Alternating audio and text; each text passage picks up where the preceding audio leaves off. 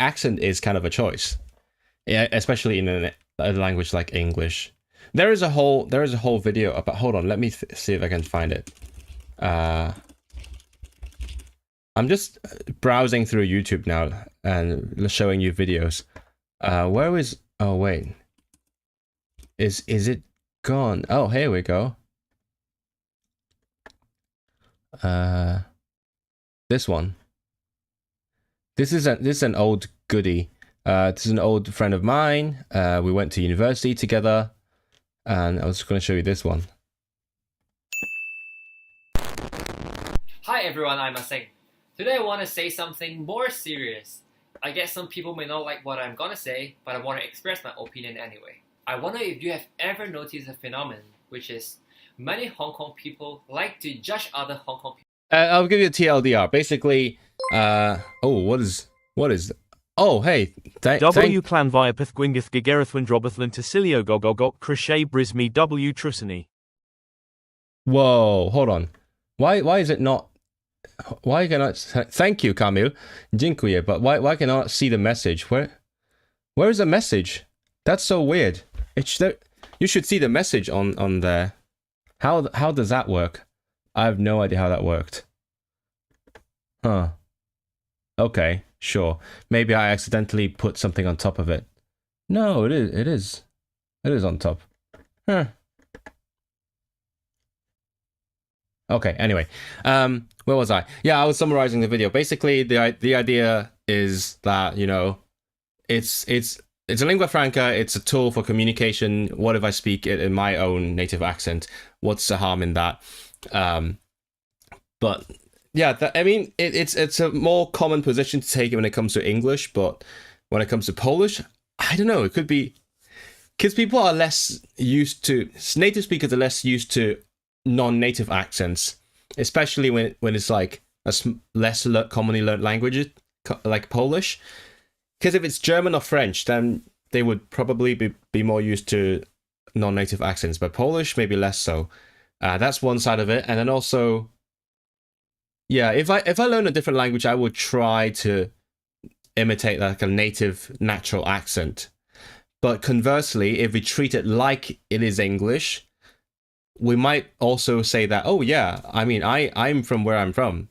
If I speak this language as my accent, as long as the sounds are clear, if it's understandable, then it is, right, fair game, right? What do you think, chat? It's a big topic. Like, I think it is less controversial in English nowadays because everyone speaks it with their own kind of distinctive way, in their own distinctive way.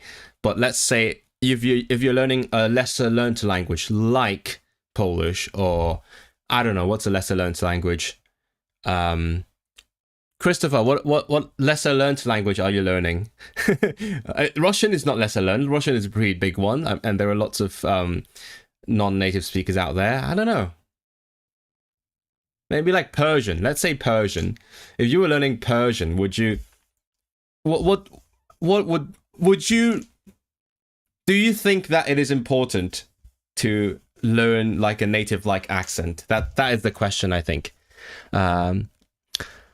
Who watches the watches? Too much to think about in Polish. Yeah, I mean, classic. You just, as I always said, it's like doing mathematics in your head. That's when I was on culture.pl that they made it the headline, the title of the article. I was like, when I first started speaking Polish, it felt like I was doing maths because of all the cases and genders and shit.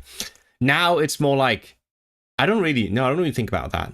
It's a little bit. I've actually had this discussion with my friend who has learned Russian to fluency, and I asked, do you think about the cases and things when you speak Russian? And he said, no, not anymore. So I was like, oh yeah, so maybe I'm not that good in Polish quite yet. Not as good as he is in Russian. So eventually my goal is to never have to think about grammar when I'm speaking. Now I mostly don't think about it, but sometimes I do. Shame he doesn't do videos anymore. Yeah, are you talking about Sing? Yeah, that was a while ago. He worked hard for like one summer and then he just gave up. We started around the same time, I think, and then I'm still going. I like doing this very much. That's why I'm doing this, right? That's the only reason. It's not like I'm making bank out of this.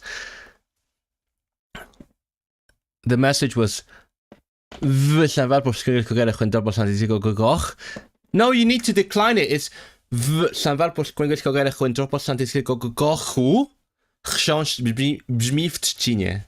right. Greek. Yeah. What do you think? Would you want? How important, from 1 to 10, how important is it? Would it be to you to speak Greek like a native speaker? In case of English, there's also many varieties that have become their own dialects, like Singlish. Yeah. I mean, English is kind of the exception because of how widespread it is, and to a lesser extent, I guess, like, I don't know, Russian, French, German, Mandarin, Spanish, because they have covered so much more than just where they're originally from. Whereas smaller / lesser learned languages, especially ones that are mainly just tied to one people, one country, practically speaking, it is more difficult to understand for native speakers to understand non-native accents because of exposure, the lack of exposure, and also just ideologically, is your accent, do you treat your accent as an expression of your identity, or would you rather lose that identity and like blend in? Because when I learn a language, I'm like, yeah, I want to blend in. I want to be as native as I can. But that is my own take on it. And I do. I mean, I respect other people having different perspectives on this, right?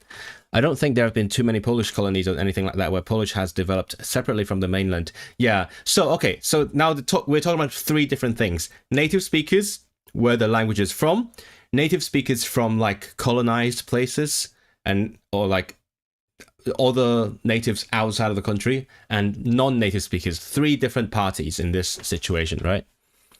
And that's not even going to what a native speaker means. I'm not going to that. That's a whole thing. For me personally, it's pretty important. 8, at least, as an ideal to imitate. Yeah, I think I'm similar to you. I feel like I would never be, well, perfect, obviously, but even close to perfect. Partly because I know people who are really good at imitating accents, whereas I'm not as good. So I have sort of accepted that I will never be even close to perfect. But that is, for me, it is an ideal, right? So when I listen to my target languages, I pay attention to details in the sound. That also extends to sign language. Hey, that is my sign language, Hoodie. Yeah, I also look at details of where exactly people put their hands, or the rhythm of within the signs. Like, do people do it like that or like that?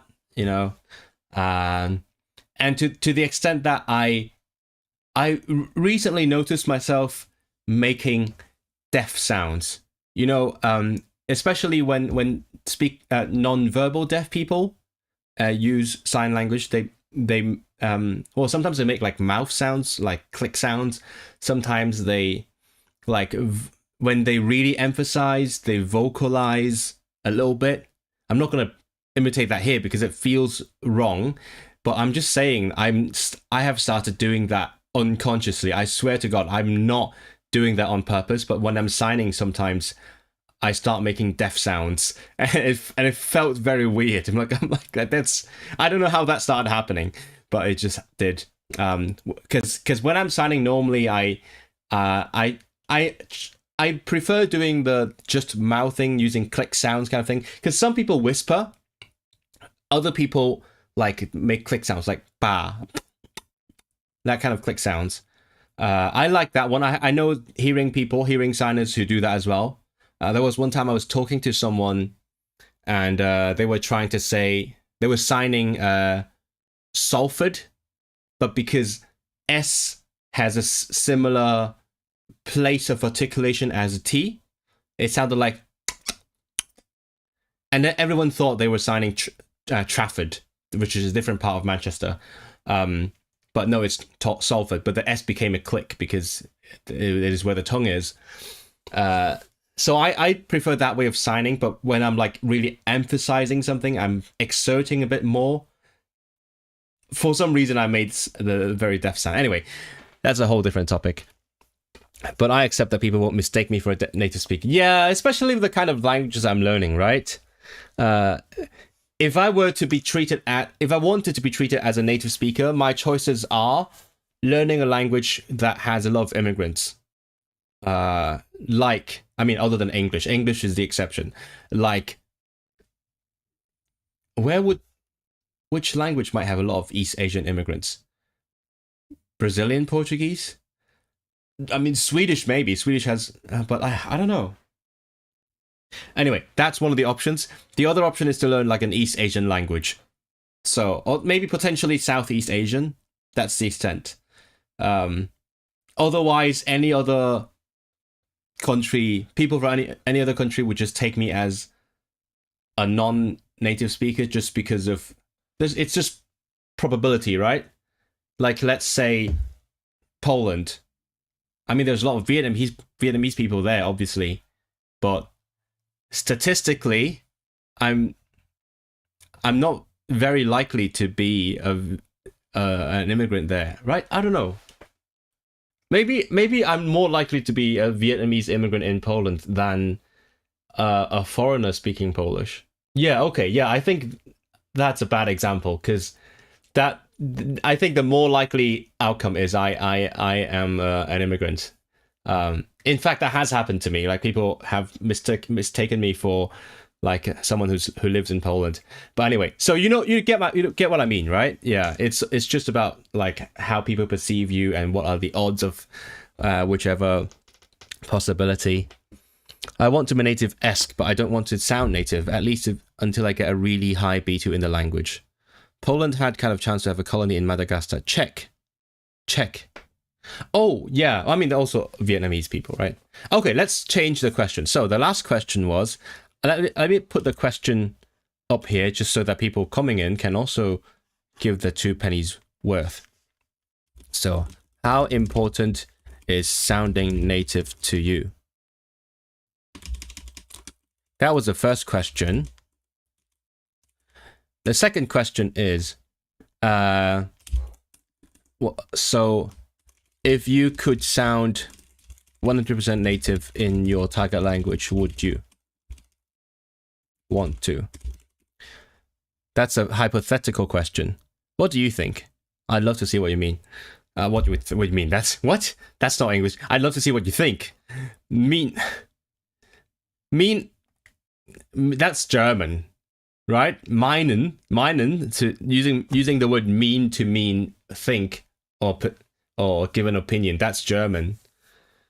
I was texting in German this afternoon. That's probably why.